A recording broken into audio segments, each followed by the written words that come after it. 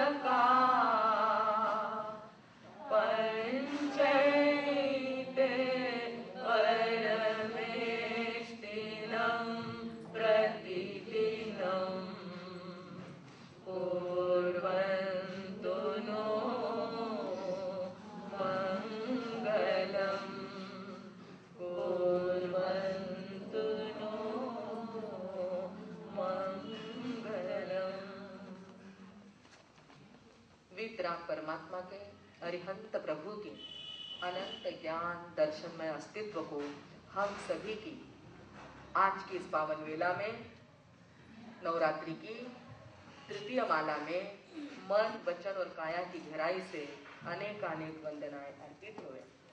आचार्य सम्राट पूज्य आनंद रूप जी महाराज साहब, घोर तपस्वी पूज्य गणेश लाल जी महाराज साहब, अनंत अनंत उपकारी पूज्य माताजी माता साहब आदि समस्त ऊर्जा महापुरुषों के स्वर्गीय चरणों में भावपूर्वक वंदनाएं अर्पित करती हूँ।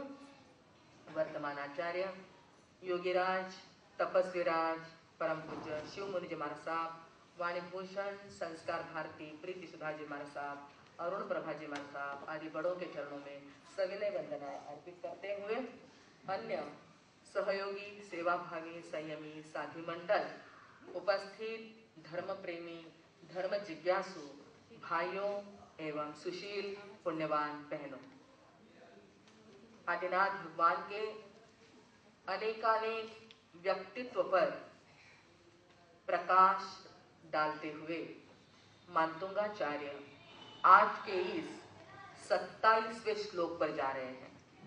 आज का बड़ा महत्वपूर्ण श्लोक जो है वो गुण कीर्तन का आया है। पुनश्च गुणों का वर्णन यहाँ पर आया है कि तीर्थंकरों में और अरिहंतों में किस प्रकार गुण वर्णन और गुण कीर्तन किया जाता है। हमारे यहाँ व्यक्ति की पूजा नहीं है, गुणों की पूजा है। व्यक्ति का नाम लेकर नहीं, व्यक्ति के गुणों को देखकर उसकी पूजा की जाती है और वो पूजा भी अधिक तरह भाव पूजा की जाती है। पूजा कौन सी होती है? क्योंकि द्रव्य करने से तो द्रव्य तो अपन कर ही लेते हैं यूं, परंतु मन में जो भाव आ जाए वो भाव भक्ति का रूप ले लेते हैं। और ऐसी भक्ति जब दिल में आ जाती है तब उनके जैसा अंशतः गुण अपने में आता है। ऐसी भक्ति करने का फल क्या है कि हम भक्ति करते हैं।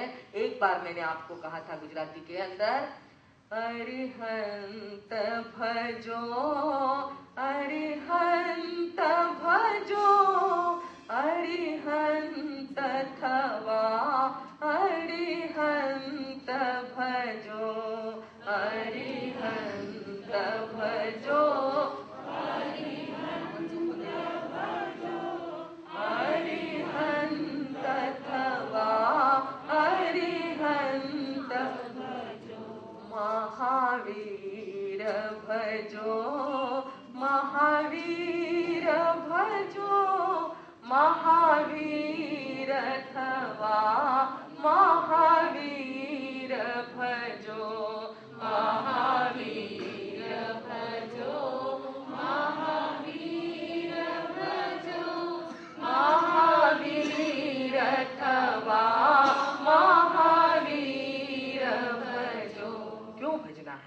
क्यों भक्ति करना है? कि हमें भी वैसा बनना है, वैसा पद प्राप्त करना है। हालांकि अपने लिए अभी बहुत दूर की मंजिल है, अरिहंत बनना और सिद्ध पद में जाना बड़ा मुश्किल है, परंतु अगर हम मन वचन काया से उनकी भक्ति करते हैं ना, तो उनके साथ हमारा क्या हो जाता है? ऋणानुबंध लग जाता है, अनुसंधान लग जाता है, टेलीपैथी लग जाती है कि कभी न कभी जो प्रभु आपने किया, आपका नाम स्मरण करके, आपकी भक्ति करके कुछ अंश में मेरे अंदर भी वे तत्व आ जाए, वे गुण आ जाए, ऐसी मेरी भावना है। क्योंकि हम देख रहे हैं प्रभु आपके अंदर तो गुणों का भंडार ही आ गया है। सारे के सारे गुण जो है वो किस में आ गए हैं? तीर्थंकर के अंदर बताया गया है कि अनंत गुणों का निवास होता है। इधर तो अपन 18 दोष रहित कहते हैं उनको। 18 दोष तो उनके लिए एकदम सामान्य है, वो तो कब से निकाल दिए, कई जन्मों में उन्होंने वो निकाल दिए। पर वो जैसे ही निकाले हैं तो गुणों का वहां पर क्या हो गया? एक जगह अपन खाली करें, पानी आ रहा है, एक जगह खाली करें तो दूसरी जगह में पानी अवश्य भर जाएगा। दुर्गुणों को वहां से, दोषों को वहां से निकाला दे दिया है तो सद्गुण वहां पर आने ही वाले हैं। परंतु वे सद्गुण ऐसे आए हैं प्रभु अंदर, आपके अंदर ऐसे वो तिष्ठमान हुए हैं कि अब उनको रहने की जगह ही नहीं है वहां पर। ध्यान में आ रही बात? बड़ा सुंदर कल्पना का यहाँ पे हमारे मातुंगाचार्य ने वर्णन किया है, कल्पना विलास किया है। क्या कहा है? इतने गुण आ गए हैं कि अब वहां पर इतना सा भी गुण रखने के लिए जगह ही नहीं है। सारे गुण कहाँ आ गए हैं? जैसे आप लोग कहते हैं ना, सर्व गुणान कांचनम आश्रयंती, सर्व गुणान कांचनम आश्रयंती। मतलब आज के जमाने में जो गुण है वो कहाँ आ रहे हैं? धन और संपत्ति में, सोने और मोहरों में, वहां पर आ रहे हैं। बाकी किसी को कोई महत्व दिया जाता नहीं। जिसके पास धन है वो श्रेष्ठ हो रहा है। ये आज की परिभाषा है, आज की डेफिनेशन है। परंतु जब भक्तों का सम्मेलन होता है, भक्तराज मातुंग वहां पर वर्णन करते हैं, तब वे कह रहे हैं कि सारे के सारे गुण अरिहंत परमात्मा में, सिद्ध परमात्मा में, आदिनाथ भगवान के अंदर आ गए हैं। इसमें क्या बड़ी बात है? ऐसा इसके अंदर वर्णन आने वाला है। प्रश्न दिया जा रहा है कि इसमें क्या आश्चर्य है? को विस्मय अत्र शब्द क्या आया? को विस्मयोत्र।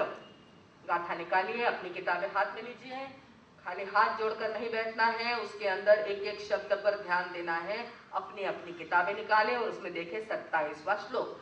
को विस्मय अत्र यदि नाम गुणैरशेषै, आपके नाम के अंदर सारे गुण आ गए हैं। त्वम संश्रितो, त्वम यानी आपके आश्रित हो गए हैं। उन्होंने, गुणों ने किसका आश्रय लिया है? आपका आश्रय लिया है। निरवकाश तया मुनीश, निरवकाश, वहां पर कोई अवकाश ही नहीं है। अपन कहते हैं इतना खचा खच भर गया था, कोई हॉल बोलो या कोई भवन बोलो, लोगों से बहुत भर जाता है, तो वहां पे किसी को बैठने की जगह, मुंगी बसेल एवढी पण जागा तिथे नाही, त्याला म्हणतात निरवकाश। वहां पर अब अवकाश ही नहीं है और किसी गुणों को आने के लिए जगह ही वहां पर बची नहीं है। निरवकाशतया मुनीश, हे मुनियों के ईश, हे आदिनाथ, आपके आश्रय में, त्वम संश्रितो, आपके आश्रय में जो गुण आ गए हैं उसमें क्या बड़ी बात है? क्या आश्चर्य है? को विस्मय, क्या आश्चर्य है? क्यों? 2 लाइन में बताए आगे कि दोषै ही उपात्त विविध आश्रय जात गर्वई, क्योंकि दोष जो है ना वो अन्यत्र चले गए हैं। आपके यहाँ पर, यहाँ वर्णन किसका आ रहा है? गुण और दोषों का। आज बाकी कुछ भी नहीं लिया, इन 4 लाइन में उन्होंने क्या लिया? गुण और दोष का वर्णन है। और गुणों का वर्णन तो कर दिया 2 लाइन में। आगे की 2 लाइन में कहते हैं कि सारे जो दोष थे ना वो अन्यत्र चले गए, उनको दूसरी जगह मिल गई है। और दूसरी जगह मिलने से वे वहीं पर घमंड करते हुए बैठे हैं कि देखो हमको यहाँ जगह मिल गई। अन्य देवी देवताओं में जो दोष देखे जाते, जैसे आपने सुना होगा कि कहीं पर देवियों को, देवताओं को बलि देना पड़ता है,